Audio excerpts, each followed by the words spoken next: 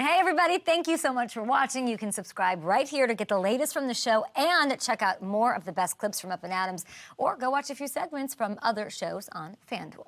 I'm here with DeForest Buckner. Defo, you rolled up in the middle of a non-practice day. What are you doing? There's literally cows 20 feet away, not another soul in sight. What is your day like today? Today they gave us a little extra time to sleep in a little bit. Especially coming off of an off day. Coach probably wants us to get us a little bit more rest before we have the Cardinals come into town. I know he's got Gannon, his boy. He tried to play it cool, but he's going to have a little extra something for them, I think, don't you think? Oh, definitely, yeah. Especially when the coaches are friends and know each other. You know what I mean? Both head coaches now, and so you know they're going to compete against each other. Yeah, it'll be a nice little chess match out there. What do you get out of personally, even now, a joint practice? Yeah, honestly, not hitting the same person every day. I mean, especially not being able to play in the first preseason game and things like that. So being able to go against another opponent, obviously the work that I put in, throughout the off season, being able to go against somebody else, somebody different that doesn't really know my go-to moves or little things like that. So I mean, it's gonna be fun to see. Who are you sick of hitting? Quenton Nelson.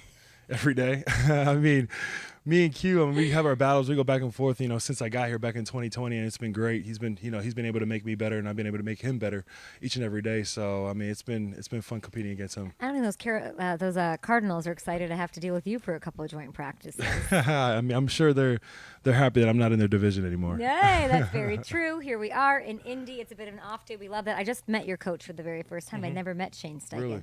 What sets him apart? What's special about him? Yeah, I mean, Shane, he knows how to connect with the guys on a personal level, but also, he's just a competitor.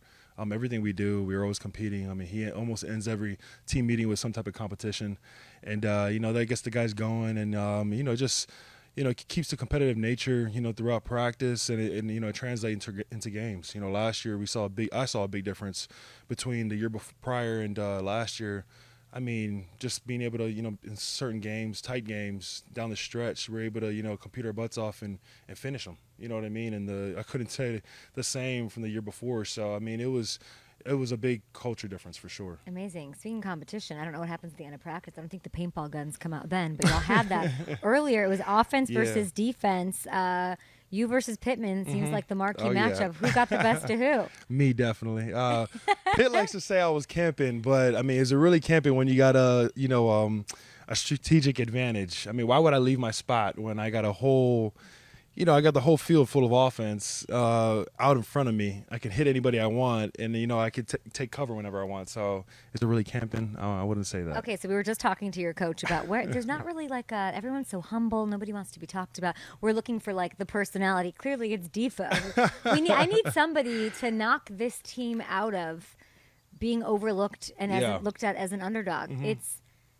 It's bullshit. I'm here to pop the bubble of, for sure. It's a 9-win team. I know. A playoff contending team without Anthony Richardson. Now you get him back. JT is healthy. Yeah, most definitely. This offensive line, you're mentioning Quenton Nelson. Let's put some respect on the Indianapolis Colts. You're the man to do it. No, for sure. I mean, you look at the roster. I mean, you can do that with any team. But going into this year, like you said, we're a 9-win team last year. With Gardner at the helm, and I mean, Gardner's a great quarterback. He was a great quarterback for us, and without our guy Anthony, you know what I'm saying. We obviously have the roster to do it. I mean, we've had since when I was here, a lot of the guys were young. And now, we're all veteran guys, and we got, like you said, we got Pitt, we got Q, we got Z, we got Kenny Moore, we got JT, and we got Anthony back. So, I mean, we got a lot of guys on this roster that can do it, that played at an all-pro, Pro Bowl level. You know what I mean? And we got a lot of those guys on this roster, and, it's about time people stop overlooking us. Top 10 offense somehow last year with all of the adversity. I think it only will make you guys better. I love that you're giving love to the offense. The defense was nothing to sneeze at either. 5th in the league in sacks. Not a single player had double-digit, though. Yeah. 15 different guys got the quarterback. Is that a good thing? Oh, definitely. I mean, I think, when you got multiple guys that can get after the quarterback, we can come in waves. You know what I'm saying? And that was one of the big things for us, in the room was, we knew we had a lot of talent, young talent in the room.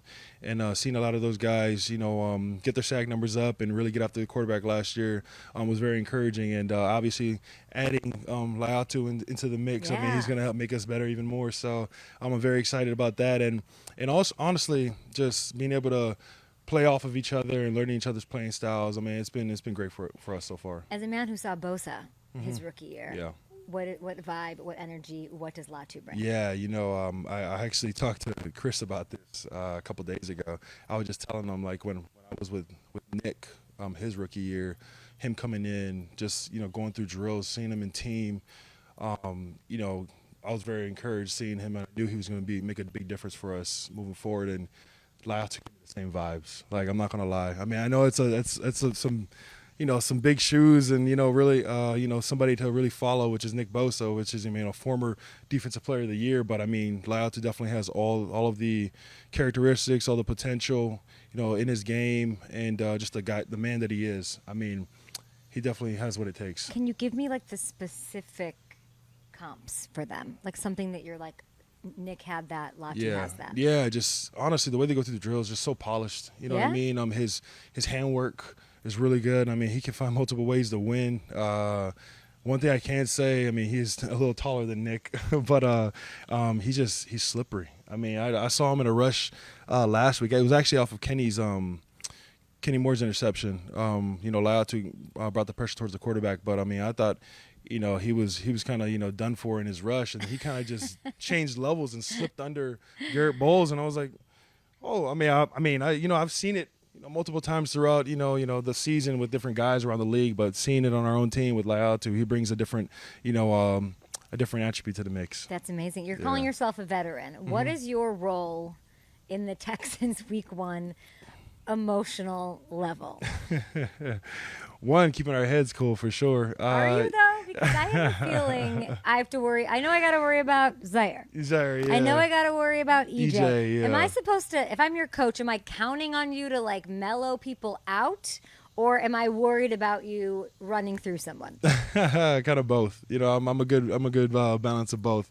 I know when to turn it on, when to turn it off. So sometimes EJ and Zaire will get a little, little too emotional during the game and start chirping off a little bit. So I'm the kind of guy. Me and Grover, we're the two guys that kind of like reel them back in a little bit, try to avoid those yellow flags. Defoe's out here reeling people in. You heard it here first.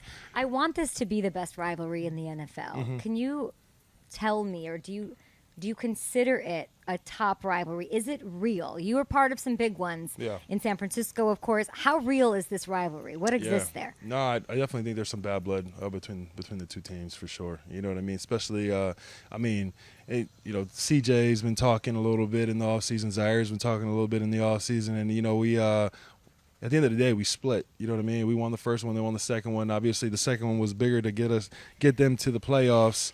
And there's definitely some bad blood in the water. So, it's definitely one of those rivalries you got to look out for. If last year was any indication, though, you love yourself a Week 1 bout here. Last year, you had an opener against Jacksonville. Mm-hmm. Do you remember your stat line at all? It was so good. 7 tackles, a sack, forced fumble, and then, of course, the touchdown, scoop, and score. Touchdown. Oh, yeah. We love that. So what do you got cooking Week 1? Week 1. Honestly, I'm just getting after. I gotta assault the pocket and get after CJ. That's my biggest my biggest mission for Week 1 is making his life miserable. Me and Hamilton were talking on our drive here this morning, and every quote that we were reading and catching up on you, I felt like you're not satisfied. No. I feel like you didn't love last year or something. What is that all about, and what does that mean for this year? Yeah, obviously, my ultimate team goal is winning a Super Bowl. I mean, being there, being so close back in 19, I mean, definitely hurt. You know what I mean? I just let the Super Bowl slip through my fingers. But also just personally, my thing is just respect. I feel like I'm one of the few veteran guys in this league that play my position to play at a high level and put up the numbers on a consistent basis year in and year out, and I'm always overlooked.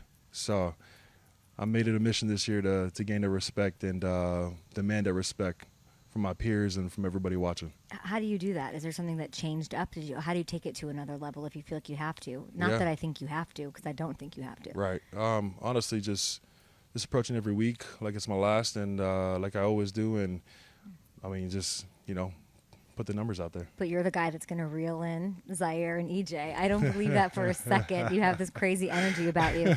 How does Charlie Patridge help you do what you want to do? Yeah. At this point in my career, it's really looking at the little things, the detail, my fundamentals and technique, and I feel like Charlie has been able to do that with me and all the guys in the room. I've seen, a couple of our young guys take tremendous steps after he's, came into OTAs and, watching them now, seeing the little differences they made in their game, and that Charlie has been a big part of it, and I think he can help me a lot. How slept on is Anthony Richardson? It's very slept on. I mean, he's only been able to put a little tester out there for everybody 9 last snaps year. in this preseason game. In the preseason game, he's knocking off the cobwebs. So, I think he's gonna, once everything starts rolling and we get into the season, everybody's gonna really be put on notice. You signed a 2-year, $46 million contract. Congratulations. Thank you. Did you buy these for the entire team? Is this mine? Did you bring this for me? What is this thing? No, it's a fat scooter. A company based out of Arizona. I actually got that for the entire D-line. It was back in 2021. It was a Christmas gift. So, training camp out here at Grand Park, everything's kind of spaced out. So, try to stay off our legs. What does $46 million buy you in Indianapolis, I wonder? Let me see. Buys me a lot of, it's hard. Whatever you need. Whatever I need, yeah. The point is, how good does it feel to be settled, to belong? Yeah. It's a big theme I've noticed. This is my 15th camp. Yeah. And there's this feeling, even Tua yesterday, it's like, I feel it's settled and I belong. Yeah. It's not only you, Zaire and Grover, Yeah. all signing contracts and extensions. What does that mean to you? I mean, it means a lot. I mean, like you said, it means like, I feel belonged and I feel wanted. Obviously the organization, my teammates, coaches, ownership, even my community, they value what I bring to the table. And honestly, as a player, that's all you want. You want somebody to value you and like you value yourself. And I couldn't be more grateful. Oh, I'm nervous about this season with these quarterbacks you're going to be facing. Incredible. One last one about your quarterback. Can you name a more physically gifted quarterback than Anthony Richardson? Not in the game right now, no. I couldn't. Why don't we talk about that? I know. It's insane. I mean, the guy is, I remember when he first walked through during the draft process, I thought he was a D lineman. I thought he was a DN. I thought he was a defensive end. I was like, who's that guy? And they were like, oh, it's Anthony Richardson from Florida. I was like, I knew he was a big person, but I didn't know he was that big. So, he's a different breed for sure. I feel like he could win a dunk contest against like any NBA player. Like he's insane. Yeah, he could definitely win a dunk contest and out of the NFL for sure. But the NBA, he might be up there too. I appreciate you saying that about him. I'm here on a mission to just put that on the map that it's the year of Anthony Richardson, the AR of note in the NFL. Thanks, Depo. Appreciate you as you're trying to get your Super Bowl. Let's do it, man. Thank you. I appreciate it.